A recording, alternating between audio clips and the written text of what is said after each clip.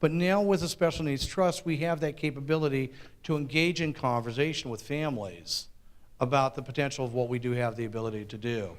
And so, again, I'm going to introduce Forrest Wolfe from the law offices of Forrest F. Wolfe. What a concept.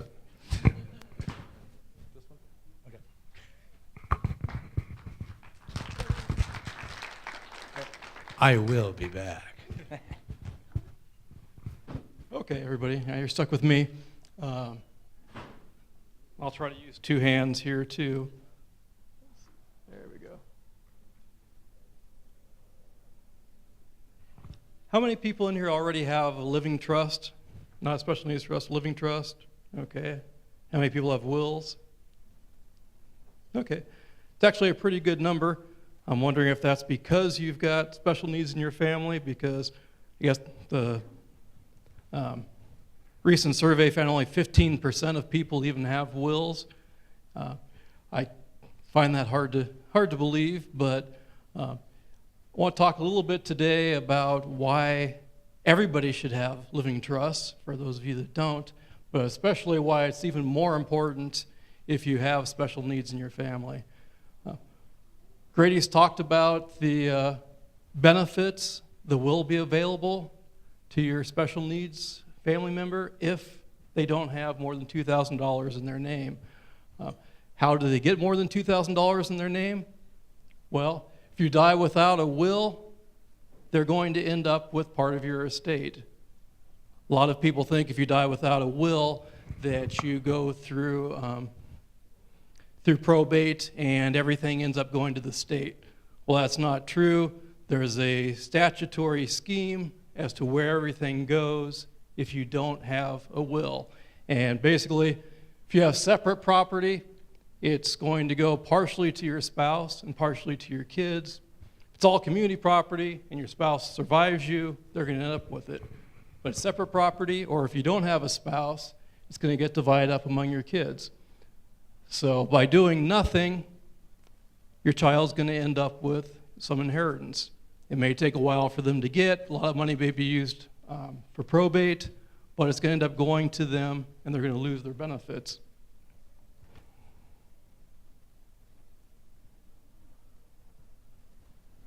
Why else do you need a will? You need to make sure that the right people get your property and in the right manner. Obviously, if you have minor children with or without a disability, you don't want them to inherit property outright. Oftentimes, though, there are other reasons to have a trust or a will. Sorry, I just changed my presentation a couple days ago, so a little off here. Okay. Anyway, what does a will do? A will says who gets your stuff and who's going to take care and make sure that that stuff gets to your beneficiaries. If you don't have a will, you go through a probate process, but you don't get to say who gets what. It's called administration rather than probate, but you still have to go through the same process. A lot of people have the misconception that if you have a will, you don't go through probate. Probate is actually the court process of proving a will, making sure creditors get paid, and making sure your beneficiaries get what they're entitled to. So by having a will, you get to say who gets what, but you still have to go through the probate process. The other thing that you do in a will normally is that's where you name guardians for your kids. A lot of people wait until they're in their 60s or 70s before they do any estate planning. Anybody who has children of any age, well, under the age of 18, or if they have a disability, it can be any age, you're going to need to name guardians or conservators. And you normally do that in your will. In addition, your will is where you name executors, again, to take care of things if you go through probate. Oops, wrong direction. So what does a living trust do for you? One of the biggest advantages of a living trust is you get to avoid probate. And if you haven't been through a probate, you might not know why it is you want to avoid it. California The probate system is very complicated, takes a long time, it's very expensive. Average probate in California right now is between 18 months and 2 years. So you're talking about 2 years of time when your family really can't do anything with your property. It's tied up in the court system. I have up here the minimum of 6 months. Well, 10 or 15 years ago, you could actually get a probate through in 6 months. These days, it's almost impossible with the court congestion, furlough days. They keep contracting the courts. Just recently this year, LA County has brought all their probate courts to downtown LA instead of having them, all over the county. One of the main problems with probate is it's very expensive. Well, problem for you, it's good for the attorneys. Most of the expense is the attorney's fees. And the minimum attorney's fees are set by statute. It's a percentage of the gross estate that goes through probate. And basically it's 4% of the first $100,000 in assets, plus 3% of the next 100, plus 2% of the next 800,000, 1% of the next 9 million. Goes on after that. Does anybody need to know any more than that? If you do, come see me. But anyway, percentages keep going. So if you're talking about just having a house going through probate, and what goes through probate? If you don't have a living trust, basically anything that doesn't have a beneficiary on it, everything from your house to your bank accounts, stock accounts, cars, pretty much everything goes through probate unless it has a beneficiary designation on it. In this example, talking about someone who passes away, the only asset they have is their house. That house is worth $400,000, has a mortgage of $360,000. Maybe it was a 90% mortgage. May have been that house was worth $700,000 a few years ago. Anyway, got a $400,000 house, $360,000 mortgage. Basically, probate fees or the attorney's fees on that would be 4% of the first 100, 3% of the next 100, 2% of the next 200,000. So you have attorney's fees of about $11,000. In addition, normally the executor gets the same amount as the attorney. So that's one reason you want to at least have a will, so you get to name who the executor is that's going to receive that fee. Court costs would average about $3,000. So to get that $400,000 house with a mortgage on it through probate, you're talking about at least $25,000. And again, these are the minimum probate fees. Attorneys are also entitled to what are called extraordinary fees, and it doesn't take too much for it to become extraordinary. If you have to sell the house during probate, usually that's additional fees. Obviously, if there's will contests, there's more fees. Again, if the house has to be sold during probate, there's going to be realtor fees, escrow fees.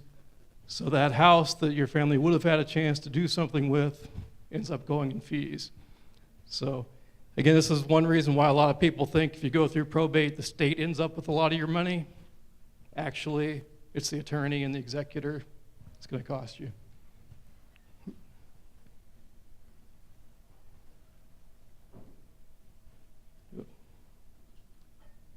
Other reasons you want to avoid probate. Everything that goes through probate is public record. So anybody that wants to can go to court, check out the court file, see what's going through probate, what the assets are, who the beneficiaries are, and there are a lot of people out there that will run scams on people, especially if they're inheriting money for the first time. A living trust is not public record. The only people that see the living trust are people that you give it to, or when you pass away, anybody who's named in the trust has the right to see the trust, as well as any child that's disinherited. But other than that, it's not public record. In addition, if you're a California resident, California probate court can probate all your bank accounts, your stock accounts, even if it's in another state. But all the real estate that California court has jurisdiction over is California real estate. So if you have a vacation home in Nevada or Arizona or whatever it might be, you're going to have a separate probate in each state that you own real estate in. If you have a living trust, that living trust can own property anywhere in the United States and it won't have to go through probate. Any questions on probate before I go on? Say probate bad, trusts are good. Okay, all right.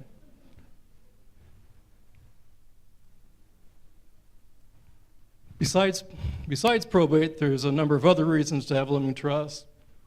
One, basically protect your beneficiaries. I mean, we're talking today mainly about what we're terming special needs beneficiaries, but there are a lot of beneficiaries that may not have a label attached to them that also can't deal with money. You know, they may be 21 or 25 or 30 and still not be able to really be responsible with money.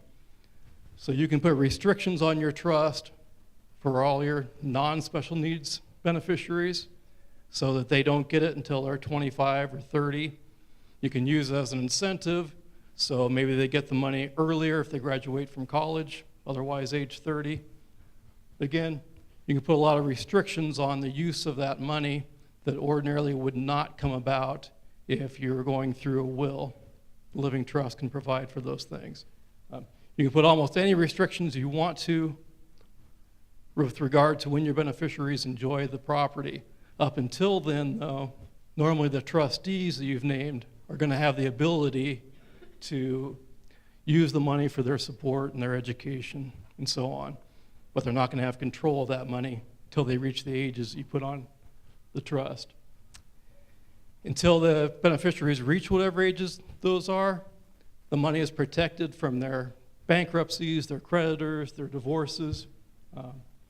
Basically, it provides complete protection for your beneficiaries until they reach certain ages or whatever time period you've put in the trust.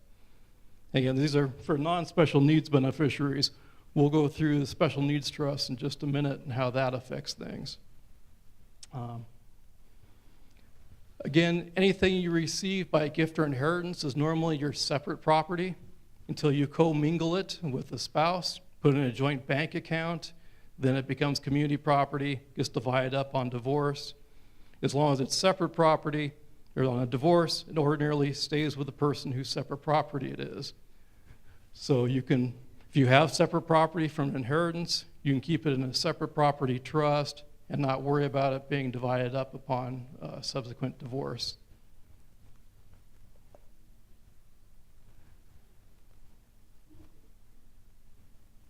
It's kind of hard to see with the lights on in here, so if I don't see your hand, if you have a question, wave it some more, I'll get to it. One of the other things a living trust does that a will doesn't do is a living trust does operate while you're alive. A will's just going to sit in the drawer until you pass away and then be used. But what a living trust does is it provides for your incapacity. Ordinarily, if you become incapacitated, can't handle your own funds, someone's got to go and get a conservatorship over you. And yes, I know we had questions about conservatorship for your kids, which we will get to in a little while, but I'm talking about if you yourself become incapacitated, normally someone's got to get a conservatorship over you in order to manage your funds for you. And that's even the case if it's your spouse that becomes incapacitated. Just because you're the spouse does not give you the right to sell your house and maybe move to a smaller place. Doesn't give you a right to deal with any money or any property that's solely in your spouse's name. You would have to go to court to get a conservatorship to do that. And we'll talk more about conservatorships in a little while, but again, they're expensive, time-consuming. They're handled by the probate court, just like probates are. So it is something normally you want to avoid, and at least for yourselves, you can avoid that by having a living trust and having your property in that living trust. Used to be more estate tax advantages for married couples with a living trust. You may have heard that you can pass $600,000 to your family without paying any estate taxes. That's what the exemption was for many years.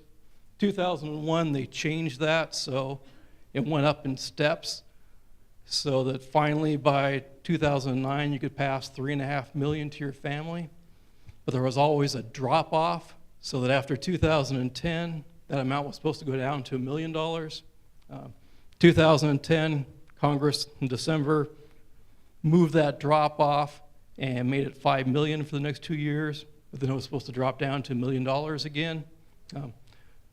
Finally, January 2nd of this year, they made the increase in the estate exemption permanent, or at least there's no longer any automatic drop off. Now Congress actually has to act to reduce the amount you can pass to your family.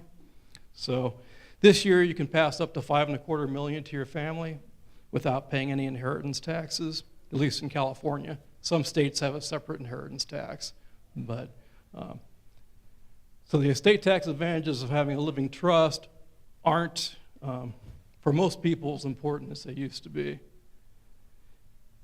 Often what's called an AB trust was done to protect the amount you could pass to your family.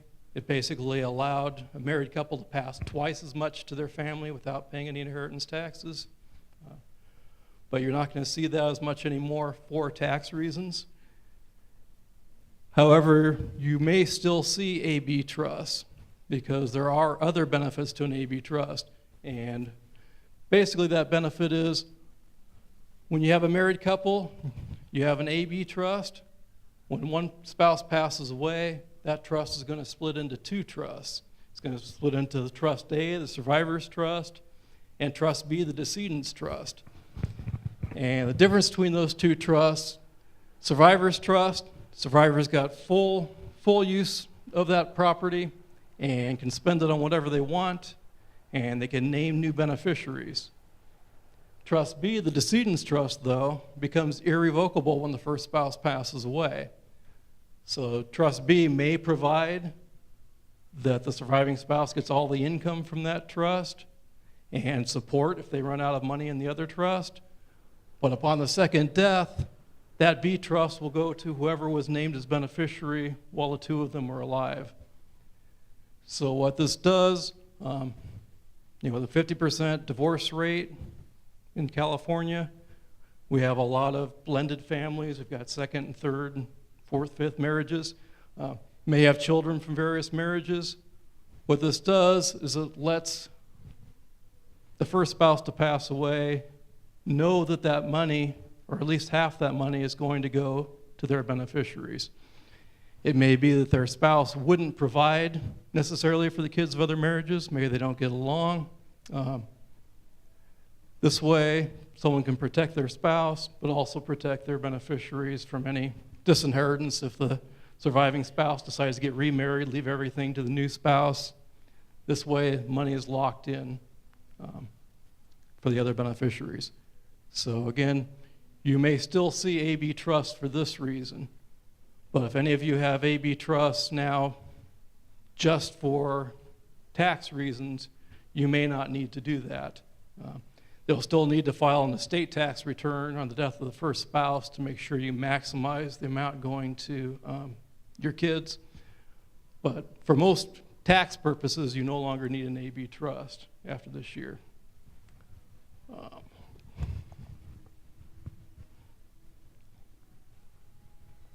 Okay, that's the estate tax advantages and why you may still want an AB trust. One of the other things, kind of a side effect of a living trust, is it makes things a lot easier if you want to change beneficiaries or change percentages. Because if you have a living trust, basically your living trust should own all your assets. So you don't need to necessarily put beneficiaries on things. Retirement plans, you may either name individuals or you may name your trust. By naming your trust as a beneficiary of retirement plans and insurance, and making sure your living trust owns your other assets, bank accounts, stocks, etc. If you want to change any of your beneficiaries or change percentages, all you have to do once everything is kind of married to your trust is make a change to the trust. So instead of going and changing a payable on death on a bank account or a retirement account, as long as everything's flowing into your living trust, you just change the trust, and that provides who gets what when you pass away. So it's kind of an incidental benefit of the living trust. Most people do living trusts these days to avoid probate and not really for tax reasons, but basically it'll protect in the event of your incapacity, your spouse's incapacity, and also avoid probate.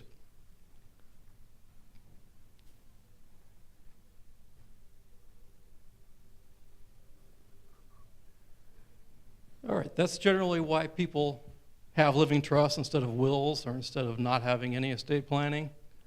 But getting more specific here, basically these are what Grady talked about earlier. As long as your special needs beneficiary has less than $2,000 in their name, they're going to usually be eligible for SSI, income for life, Medi-Cal, take care of the medical needs, and basically housing too, if they need it. But as Grady said, what this used to mean is you would have to either disinherit your child with special needs, but even if you did that, if you aren't careful, money still could get to your special needs beneficiary.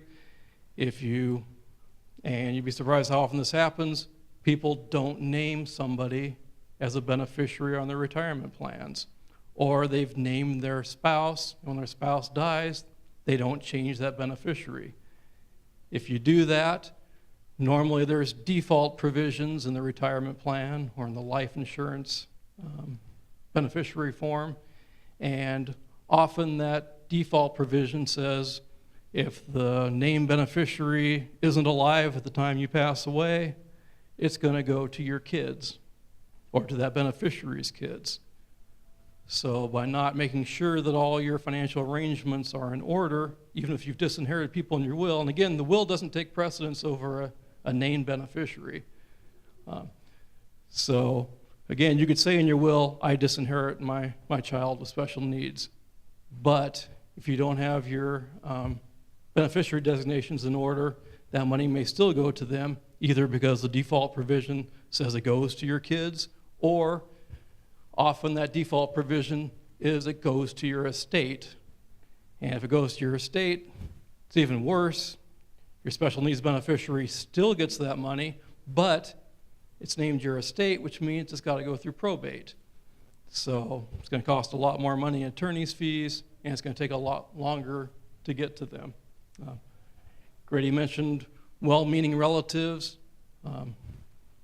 Your special needs child's brother or sister gets a job as part of a 401k plan, and they name their brother or sister as beneficiary.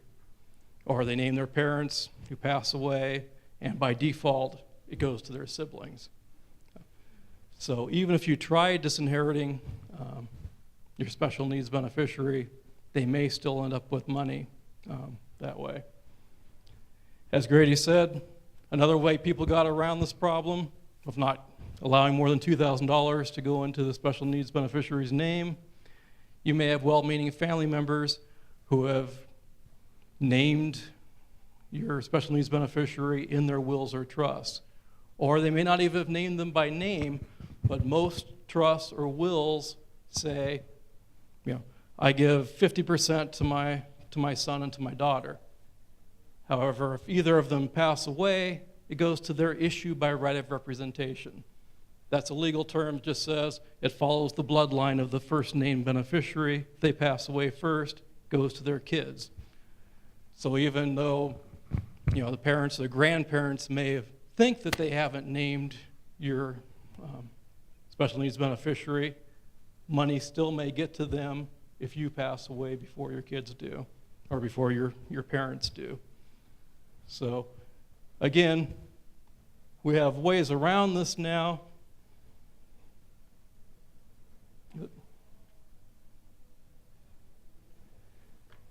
1993, California adopted a law that allows for what are called, we call them special needs trusts, or called supplemental discretionary needs trusts. But basically what that does is it allows a specific type of trust to be set up, and that special needs trust can hold any type of asset, any amount of assets. It can hold $1,000, it can hold $5 million. and it doesn't affect the beneficiary's benefits. But the important thing is that special needs trust has to be designated. So you create your living trust, you're going to name the special needs trust as the beneficiary for your disabled child. Same thing, like Grady was talking about, you need to let other family members know they can't leave anything directly to your child. It needs to be left to the special needs trust. So basically that special needs trust allows the special needs beneficiary to have the benefit of an inheritance without losing any of their benefits.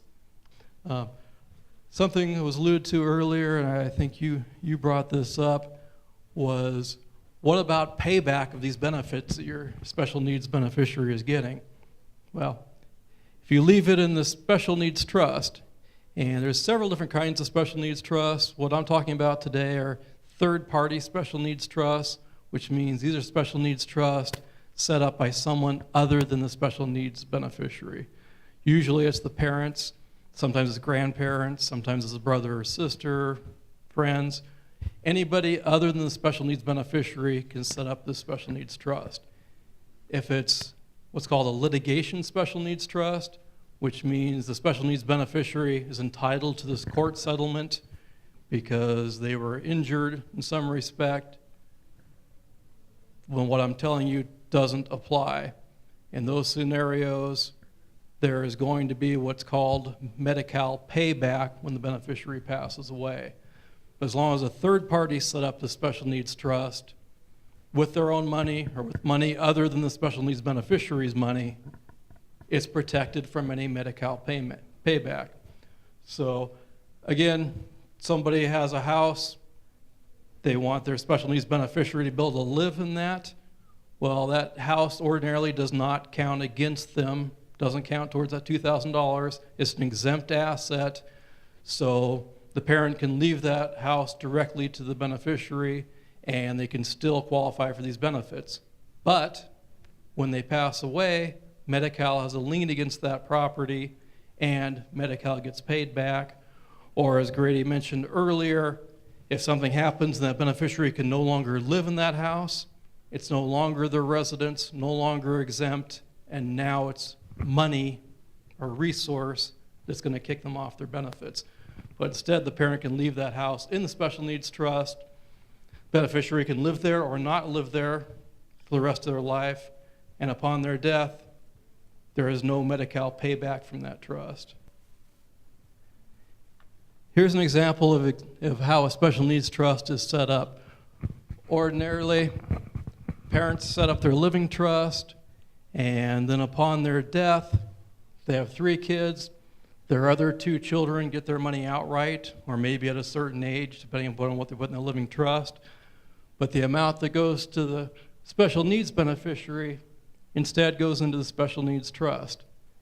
That special needs trust allows them to continue receiving their government benefits, but then when they pass away, whatever is left in that special needs trust, there's going to be no Medi-Cal payback, and it's going to go to whoever the parents have specified in that special needs trust the remainder goes to.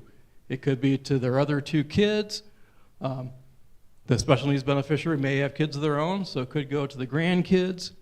It could go to their favorite charity to support their favorite nonprofit, like Dignity Group or their church or whatever it might be. Thank you.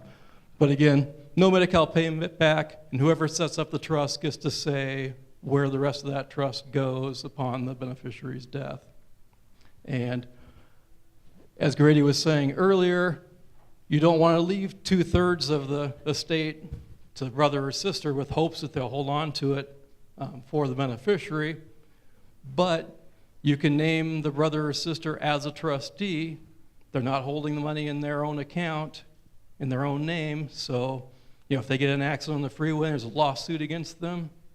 Even if they get a judgment against them, they're holding this in a trust, an irrevocable special needs trust, and so it doesn't go to pay the trustees' debts, doesn't get divided up in divorce. It's there for the special needs beneficiary. even though you've got the same people managing the money that you would have had if you left them more to take care of their sibling. So provides a lot of protection for the special needs beneficiary, and yet you can still have the same people involved in taking care of things for them. Now, who takes care of the special needs trust? Oops. Basically, you're going to name successor trustees to manage the special needs trust assets after you're gone. While you're alive, you're going to be the trustee. There may not be any money in there until after you pass away and your child's share comes from your living trust into the special needs trust. But in case someone else has left, grandparents or something may have left money to him, you're going to be the initial trustee, but then you're going to name successor trustees to manage this money and distribute it upon your death. So normally, the special needs trust basically takes away the need to have a conservator of the estate, a financial conservator, as long as you've got that money in the special needs trust. Which brings us to our next topic here. Again, we could do a 3-hour seminar on conservatorship. So what I'm going to do is it's going to be a very broad and general regarding conservatorships, but I know we have some questions about that. There are 2 types of conservatorships. And again, what's a conservatorship? In California, conservatorship just means guardianship for someone over the age of 18. If you're under the age of 18, it's called a guardian. If you're over the age of 18, whether you're special needs or whether you're 90 and you've got Alzheimer's, it's called conservatorship. 2 kinds of conservatorship: conservatorship of the estate, where someone is appointed by the court to manage your financial assets for you because you're not able to. And then there's conservatorship of the person, which means somebody else has the right to make personal decisions for you, where you're going to live, who you can have social contacts with, etc. Those are the 2 different types of conservatorship. And same thing with minor children. You've got guardian of the estate, you've got guardian of the person. And they can be the same person, they can be different people. You may need one and not the other. As long as you've got your assets for your special needs beneficiary going into a special needs trust, you're not going to need a conservator of the estate, because the trustees that you've named are going to have the legal right to take care of things for you without the court intervention. Now, if you have a family member with special needs, well, developmental disability, or as Karen said, intellectual disability. Most counties in California say you can only do what's called a limited conservatorship. Limited conservatorship versus a general conservatorship. General conservatorship, you get it, the court grants it, you're able to make all decisions for the person. Now, limited conservatorship, someone with developmental intellectual disability, you have to request from the court which rights you're taking away from your child and which powers the court is giving the conservator to exercise on their behalf. And basically there's 7 different areas that you can request conservatorship over. And they're listed here: right to fixed residence of the conservatee, right to their confidential records, withhold or give consent to marriage, right for the conservatee to make contracts, give or withhold medical consent, sexual contacts, relationships, and education. Those are the 7 areas that you're allowed to, in a limited conservatorship, to ask the court to give you the power to do those things. In most cases, we're going to ask for all 7 of those powers. Now, sometimes, we may have certain potential conservatees that can exercise one or more of these powers. And then the court's ordinarily not going to grant those powers if it doesn't think, because the court wants to be as least restrictive as possible when it's taking away rights from the beneficiary and giving it, or to the conservatee, and giving it to somebody else. So you have to actually ask for all these powers.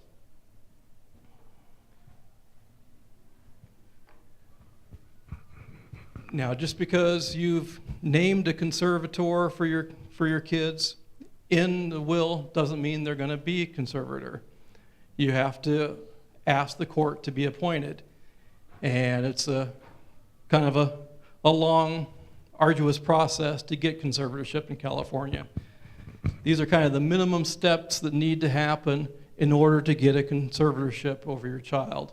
And you may or may not decide to get a conservatorship, and even if you apply to the court to get one, you may or may not be granted. But these are the general steps that need to happen. The proposed conservator, again, that would be you if you're trying to get conservatorship over your child, is going to file a petition with the probate court. Ordinarily, you're going to have an attorney representing you and drafting the petition.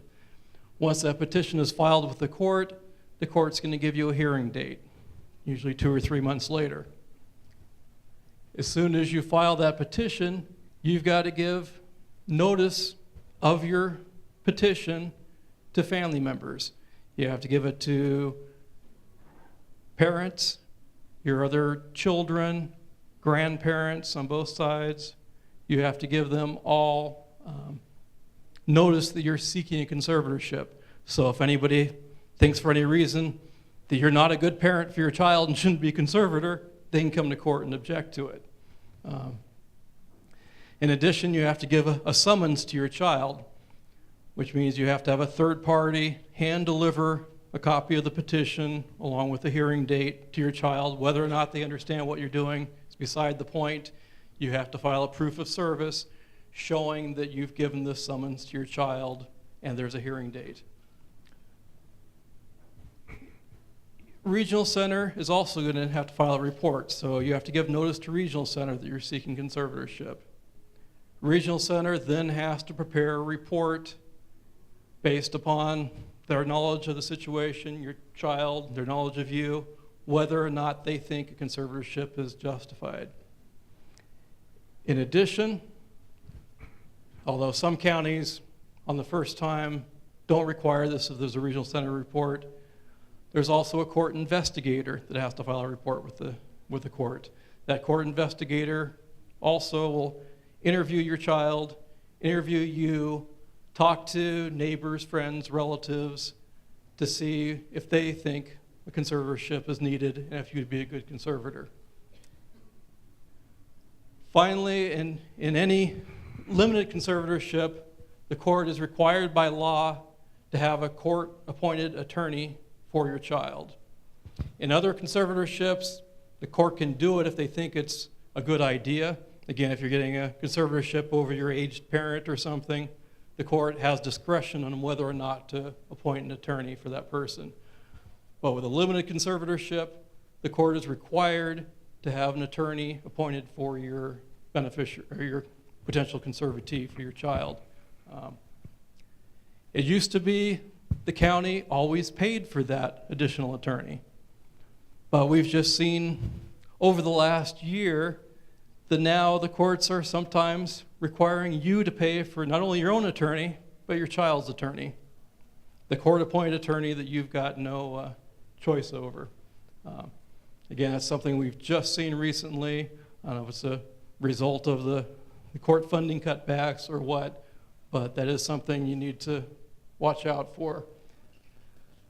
Assuming all three of these people or entities have their reports in on time, which your attorney will try to make sure that they do it, but again, as the attorney, I don't have control over any of these three people. Assuming they all get the reports in, and assuming they all say that, yes, the conservatorship is needed and you should be the conservator, then at the court hearing, the court will appoint you as conservator, and you will get letters of conservatorship saying that these, whichever of the 7 rights are taken away from your child are now given to you, and you have the ability to act on behalf of your child. Now again, it's an expensive, time-consuming process, so oftentimes people don't do this until they have a problem. Again, as long as the doctors are dealing with you, as long as the schools are dealing with you, as long as everything is going along fine, you don't necessarily have to get conservatorship. So you may have been told 100% of the time you have to get conservatorship over your child when they turn 18. Well, you don't have to. By law, you don't have to. And, unless you're having a problem with people, taking your authorization or taking, again, your child's scrawled authorization appointing you, there's nothing that says you have to be a conservator. Sometimes when you've got divorce situations, again, you've got competing petitions, and it can get very expensive and drawn out. So, again, these are generally the steps that have to be taken if you seek conservatorship, and you may or may not run into problems along the way. What is the cost of getting conservatorship? That really is going to vary by where you are and what attorneys you go to. And again, the court expenses are fairly high too. It's going to cost at least $465 to file the petition for conservatorship. In the counties where you have to have an investigator report, they charge you for that as well, and that can be $800. It's, often it's going to cost $5,000 just on a non-contested conservatorship, and it can be a lot more if, again, any of these things come back negative, or if you've got other people, other family members, other people objecting to things, or, one thing I didn't put down here is you're always going to have to file a capacity declaration. You're going to have a doctor that's familiar with your child fill out this capacity declaration to say whether or not they think they have the ability to make medical decisions. But you can figure it can be any range of money, but you figure it's going to be $5,000 and up probably to get a conservatorship. You got another question?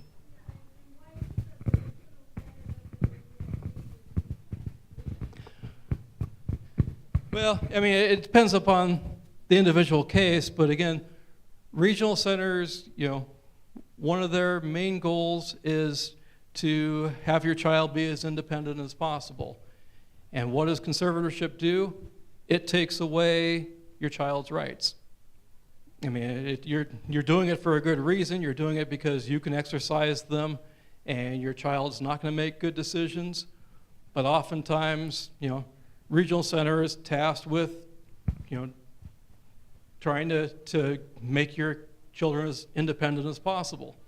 And there might even be potential programs that your child is not going to be eligible for because they're not independent enough because you've got conservatorship. So,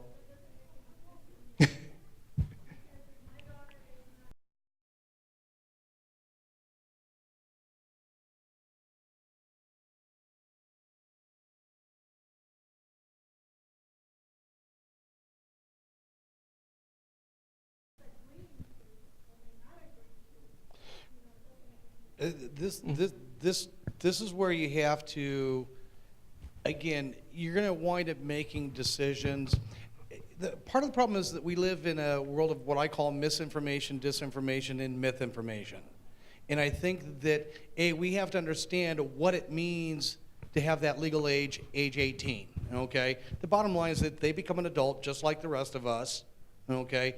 But we really have to explore what those rights are when we're doing conservatorship, what that really means in terms of what's happening in our practical world, our philosophical world, the theory world, and then what I call the real world. So we have to really sit back and say, what does this actually mean? When I take a look at that word, the right to contract, okay, that we're taking their right away to contract, first of all, how many places does your child go by himself or herself? None, okay. So what's going to change that? Not much, right? Because they're either at school, they're in their program, or they're with you, okay? So what's wrong with them signing an IEP or an IPP in front of you, or with you there? Let them sign it, who cares? Because the IEP, think about it. The IEP is a contract. At age 16, they get to start signing it, right? Like they understand that IEP they're signing. Exactly. And how much of it do we understand? Think about it. How many of us have had to file for a mortgage? Do you understand every one of those pieces of paper you signed when you applied for that mortgage? No. Okay? So why do we expect it to be any different for our kids? Okay? Because the majority of the time, we are with our kids when stuff is happening. Our kids aren't going to make doctor's appointments by themselves. They're not going to get to the doctors by themselves.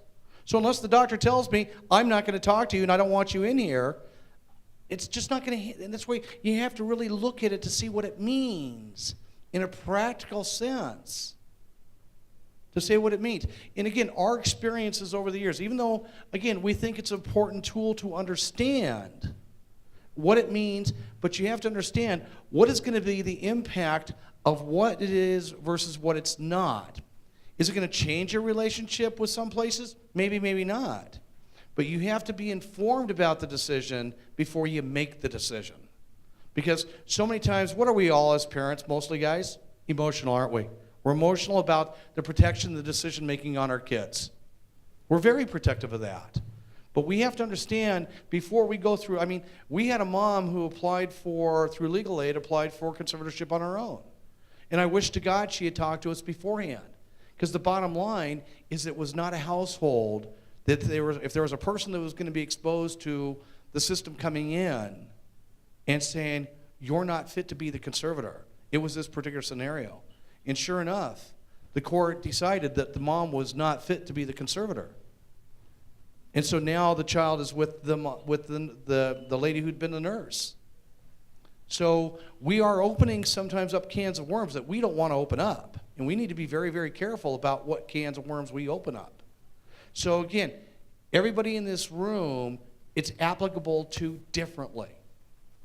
So, but we have to be able, again, as families, be able to make informed decisions to see if it's right and if it's appropriate for what we need to do as it relates to the needs of our child.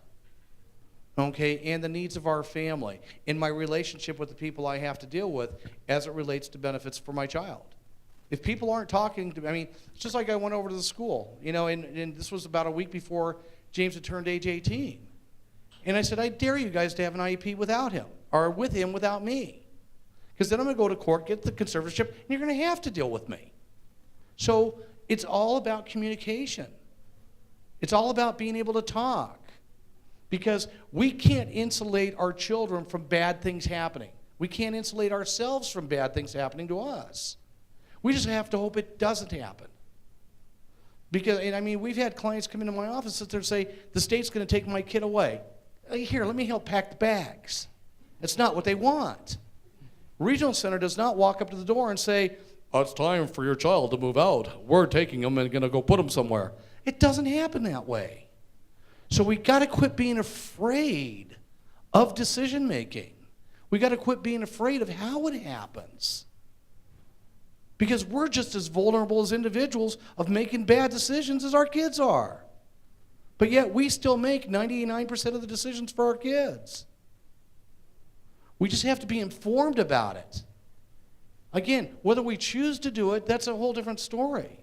But let's understand what it is first before we may go spend a lot of money for something that's not going to materially change your child's life. And take a lot of money out of your pocket and create all kinds of potential problems that don't exist in the world as we know it today. And I'll never forget, I'm sitting there, James was 18 years old in 1 week. We're sitting in a psychiatrist's office, okay, because I was dealing with some issues. And the psychiatrist has no idea what I do for a living. But he starts giving me a 10-minute lecture about why I should get a conservatorship. I'm sitting there going to go, you got to be kidding me. James is sleeping in the corner. Because legally, I should, never have been allowed to set the appointment, right? Because he's an adult. Number 2, I should never have been legally allowed to sit in that room without his consent. Number 3, he should never have given me the prescription. Hello, maybe I wanted it. But the problem that you have is that as we look at this, is that here I'm getting this lecture about why I should get it. And I'm sitting there thinking to myself, this idiot's broken every law there is. But he's lecturing me about getting it. All I care about is my son's needs being met. That's all I care about. I don't care. Because what are you going to do? You going to let somebody come up to you and say, you can't do that with your kid? No. You're going to beat them up. We're going to crash through doors. We do everything we can to protect our kids. And here we're quibbling about this decision making. Okay? Who the heck's going to make it if you're not here tomorrow? Because where's our kids' greatest risk? It's not us being able to make decisions or somebody else. It's about us not being able to be there to fight for them. Because that's what we do. We're fighters. Okay? And don't you dare tell me that you're going to do something with my kid because I don't have a piece of paper? Hello? Because we are their advocates. We're their fighters. I don't need a document to take this away from me. And even when the decision to put James on life support, the decision to take James off life support, I didn't have a conservatorship. I didn't have power of attorney. That was a decision that rested with me and the doctors talking about his situation and his condition. Because the bottom line is that there was that little rule called legal consent. And as his father, I still had legal consent, even though I didn't have conservatorship. So we just have to sit back and make sure that we're making informed decisions. I'm not saying get a conservatorship, don't get a conservatorship. What we're trying to say is that make sure you evaluate all the circumstances of your personal situation so that you understand what it's going to do for your child's life and what difference it's going to make or not make. Because it's not one size fits all. You know, I love it when, oh, my son's teacher told me I had to. Why? What does that mean? Understand it before you take the step. That's all we're asking. You know, make informed decisions. And again, every one of us in this room make decisions for different reasons. That's okay. But again, make sure that they're the right decisions based on the right way of thinking. And again, I don't know what the right way of thinking is because my world is based on experience. My world is based on what I believed. And again, each and every one of us in this room, but our experience tells us that people come into our office and say, I have to get a conservatorship. I want to know why. I want to know what's driving that thinking so that I can sit back and see right now talking about fixed setting, dealing with the residents of your child. Do you have your child right now going, I'm moving out, I'm moving out? No. You know, unlike do you have other kids? How old are they? How much? 20 and 27. Do you remember when the 20-year-old was like about 16? Were they pain in the necks like most teenagers? And they kept saying, Mom, if you're not nice, I'm moving out when I'm age 18. Do you have that same threat from the other kid that we're talking about with special needs? Okay. Again, but the oldest ones, you'd sit there and say, if you don't knock it off, I'm going to kick you out at age 18. They knew where that line was, though, didn't they, for the most part? Again, all of us have, different kids, different situations. But they know where that line is. How many of us really have the risk of our kids sitting there saying to us, I'm moving out? No, they got it made, for the most part. And again, what's it mean in context? And that's what we have to bring back, is what's it mean in context to our personal situation. Look at each and every one of those things. Do you think, right now, I could go get every one of your child's confidential records if I wanted to, if they're age 18. I could go get every one of them. You know why? I'm going to sit back and say, hey, I'm going to take him for the day. And him and I are going to go to every place where I need his records. I'm going to say, sign the form. He's with me. Who cares? I just need the access, and he's my access. Just think about it differently. I'm sorry. I ramble on this subject a little too much sometimes. That's why we can spend 3 hours talking about See, I'm a ventriloquist, so the stage is going to think it's the film is going to think it's him talking, not me.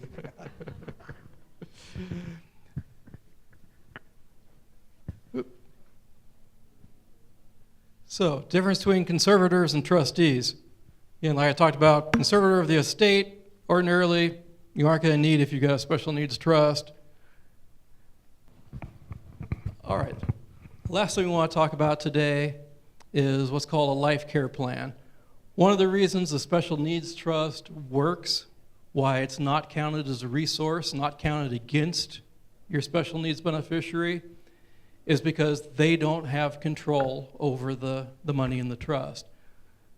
The successor trustees have complete discretion on when and how much of the money to use and for what purpose. Your own living trust ordinarily is going to say, hey, if you become incapacitated, successor trustee has to use that living trust money for your support and your well-being and your health. Special needs trust can't say that. If it says this money is to be used for the support and health of the special needs beneficiary, guess what? Government's going to say, okay, it says it has to be used for that. You use that up first, and then we'll give you benefits. So it can't say that. And it can't say, oh, a special needs beneficiary can say, oh, I want this and I want that, and the trustee has to follow that. It can't say that. It has to say that the trustee has absolute discretion on the use of the income and principal of that trust. Now, trust can say it can only be used for the benefit of the beneficiary, but it can't say it has to be used or it has to be used for a certain purpose. Because of that, because it doesn't require the trust to support the beneficiary, and because the special needs beneficiary has no control over the trust, it doesn't count as a resource, doesn't affect the benefits. So you can't say in your living trust, the trustee is to provide for, transportation to and from whatever the case might be. But what you can do is you can prepare a life care plan for your special needs child or beneficiary. That life care plan is not a legal document. It's basically a statement of your wishes, what you want that money used for. It's going to provide guidance to the trustee. Hey, trustee, I've left $300,000 for my special needs beneficiary. I want them to be able to go to Dodger games, or want them to be able to fly back east to see their other family members and pay for a friend to go along with them.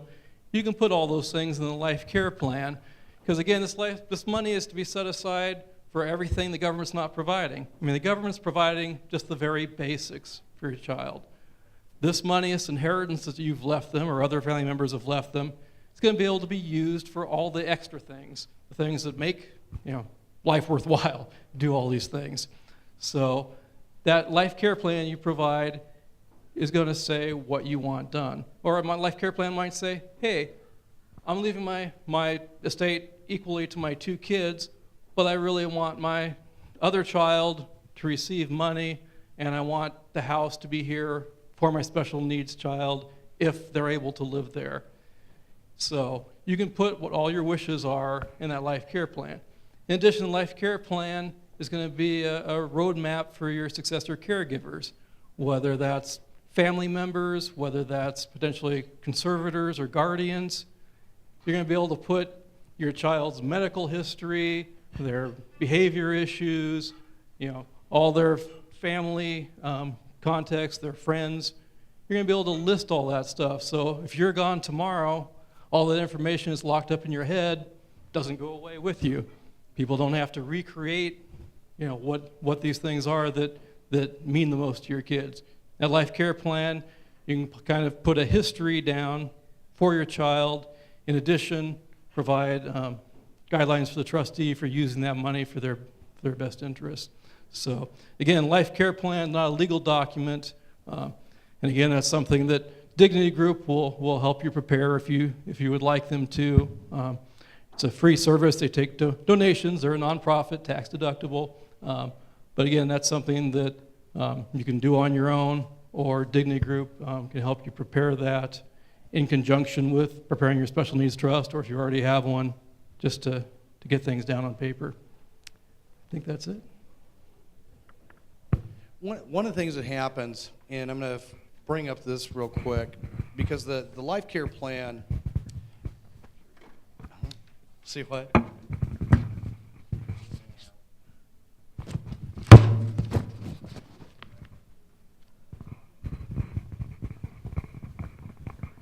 It really is the roadmap. And we look at this, because from my perspective, is that there's a lot of working parts as it relates to our kids. And the bottom line is that, again, like Forrest said, who knows the majority of the stuff about our kids? And effectively, if I said to you, you want to take a sabbatical from being a parent for the next 60 days, Grady, will you watch my kid for me? Tell me what I need to know to make their life a little bit easier and mine a little bit easier as well through a very, very tough transition time.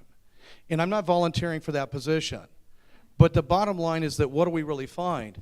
is that our children are really at the hub of our world. And they have so many different extensions to them. Again, whether it be friends, whether it be relatives. And so when I see all these working parts, again, Social Security, it's a thing. Medi-Cal's a thing. In-home support service is a thing. Housing is a thing. The special needs trust. I mean, to me, we can't do a lot of the things that we need to do if we don't have that special needs trust in place. That is our ticket.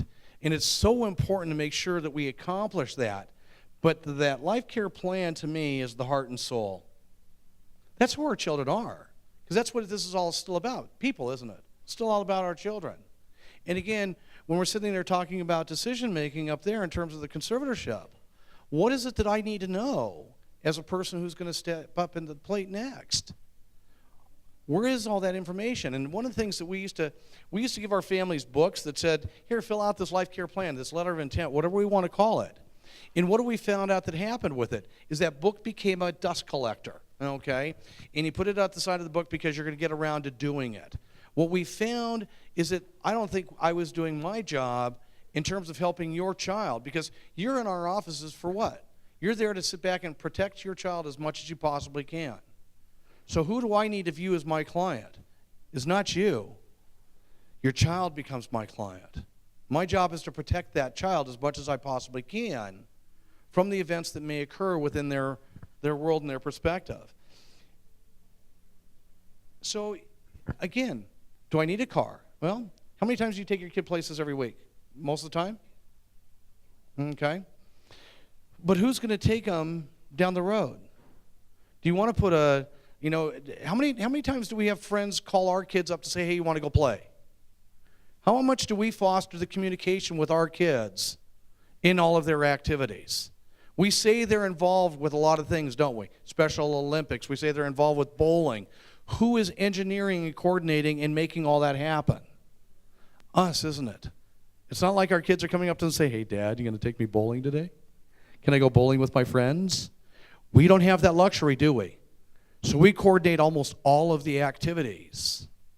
And so that's where it's so important, because what activities do we want to have continue if we're not here? I used to tell people that I wanted a Gulf Stream in my driveway, but that meant I was going to have to move, because I knew if I had a Gulf Stream, people would want to come hang out. I didn't have that kind of money, and I'd also have to move. But what have a lot of us done? We've also created a world because we try to create, what, community, where everybody knows our kids because it's another layer of safety. So I figured I might as well put a Maserati in the driveway instead, and hopefully people will come over and want to take him places. Because we foster all of those things.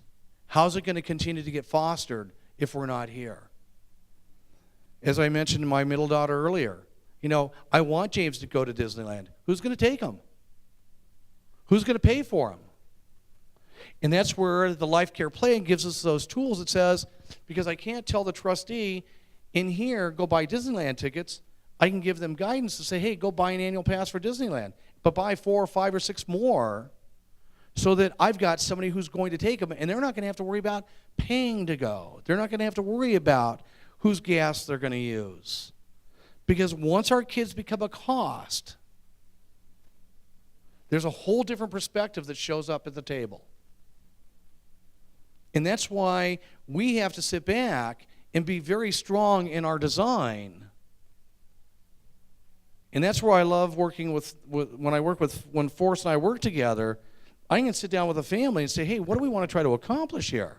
Now, I watch him as the artist put the legal work together. And why is that legal work? Because I can build your child if I absolutely have to. That's why we don't start with the life care plan, because if I haven't taken care of my legal infrastructure first to make sure, and again, the legal infrastructure, what's it there for? It's to protect that SSI. It's there to protect that Medi-Cal. It's there to protect that in-home support service. It's there to protect all of their benefits, all of their financial plan. I need that as my tool.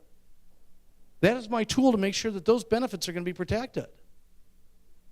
Because those aren't mine. I'll never forget a friend of mine at Social Security when she said to me, she goes, Grady, those aren't your benefits. Those are your son's. Wow. Because I used to think of them and really, I don't need that. I mean, remember all the mindsets that we went through? I don't need that. I don't need this help. I don't need these people in my life. My God, do we ever need them? We need them for a lot of different pieces, but those are not my benefits to make that determination. They're my child's benefits. And as a parent, what's my job to do? Is to get as much as I possibly can within the confines of the law to get for my kid and to protect those benefits. And who's going to pick up that fight when we're no longer here? Because unfortunately, that day is going to come, and it's either going to be our kids are going to go or we're going to go. There's no in-betweens. And when's it going to happen? When do we make decisions? There's no good answer to that. But when's the best time to be prepared? Before it happens, regardless of what it happens. And believe me, having James gone and dealing with my own estate planning today, I'm at a loss because the only person I really wanted to protect was him. My daughters, I love my daughters. But the one I had to protect was James. And that's who we're in this room fighting for. You guys have put up with listening to me in bits and pieces for 6 hours. And hopefully we're making a difference enough for you guys to be able to think things through and understand all the different, that's overwhelming. I mean, think about it. You're a special ed teacher. You got to deal with IEPs. You got to deal with a kid with special needs. And here, let me throw all this other junk in your world as well. It's a lot.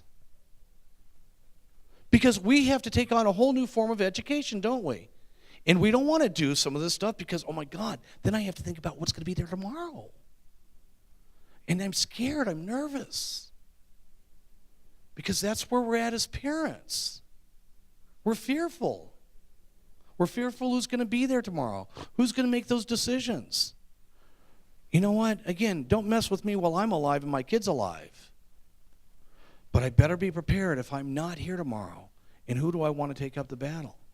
And believe me, when Joanne had passed away, we had kind of a, where she was the operations manager and the chief executive officer.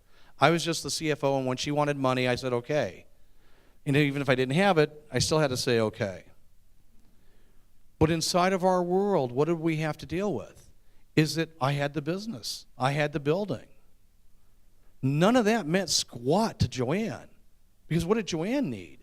She needed money to take care of James. She needed to sit back and be able to do those things that she did so well. She was the operations manager. But if something happened to her, I still needed the building. I still needed the business. Because when she passed away, guess what? My world changed dramatically. And again, some of us are out there single parents, some of us are not. But all of a sudden, what do we have? We have parentheses on our days now. Because we can't do something to a certain point in time. We got to make sure that we got schooling there because they get out of school at 2:15 and God forbid those damn days off. Or they got minimum day testing for what? But the bottom line is that our worlds change. And if we're not prepared for that change, then we've got a whole different level of stuff going on. And the one person that we're sitting here claiming is the most vulnerable, and yet we're not being prepared for that day.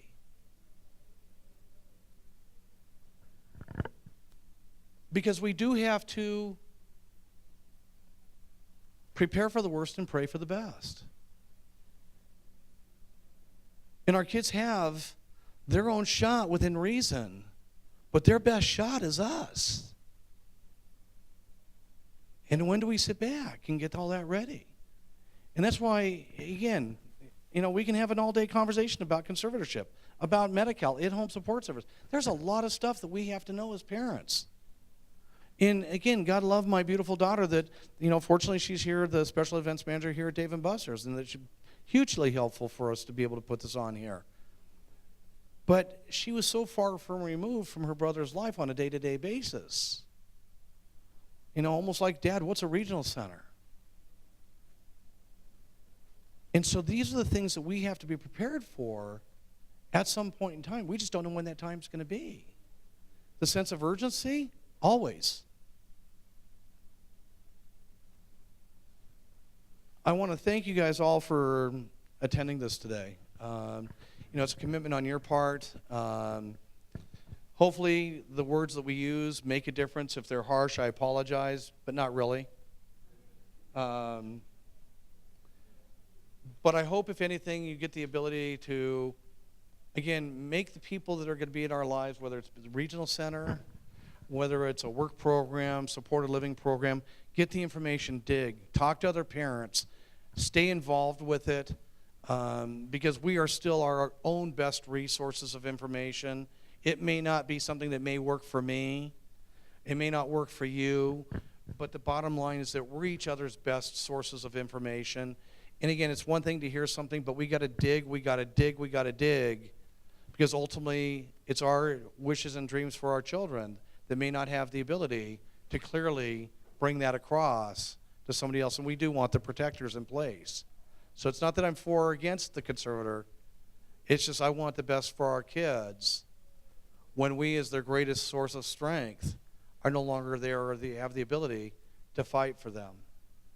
And thank you again for your patience, your support, and I just want to say thank you for everybody for their coming out today. And hopefully the food was good. We put enough candy on the table. Looks like we're going to take a lot back.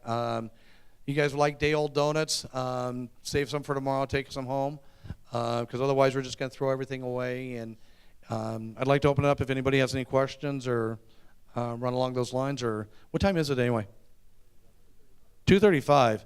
So yeah, we can go home now if you guys want. So I'll adjourn this meeting if you guys would like.